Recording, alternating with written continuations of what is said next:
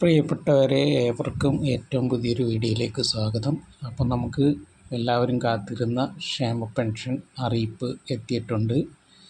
അപ്പോൾ പുതിയ സർക്കാർ വരുമ്പോൾ ക്ഷേമ പെൻഷൻ 3000 രൂപ ആക്കുമെന്നാണ് പറഞ്ഞിരുന്നത്.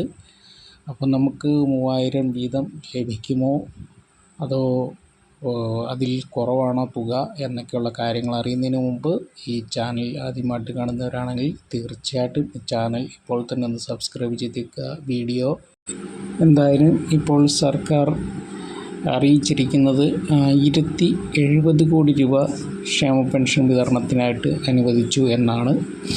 മെയ് 25-ാം തീയതി മുതൽ ഇത് നിലവിൽ കൊടുത്തുകൊണ്ടിരുന്ന അതേ രീതിയിൽ തന്നെ എല്ലാവർക്കും നൽകുന്നതായിരിക്കും. ക്ഷേമ പെൻഷൻ 2000 രൂപ മാത്രമാണ് ലഭിക്കുക.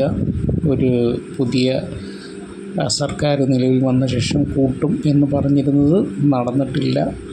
കാരണം അവർ പറയുന്നത് സാമ്പത്തിക സ്ഥിതിയൊക്കെ പരിശോധിച്ച ശേഷം മാത്രമേ ഇക്കാര്യത്തിൽ തീരുമാനമെടുക്കാൻ കഴിയൂ എന്നുള്ളതാണ്.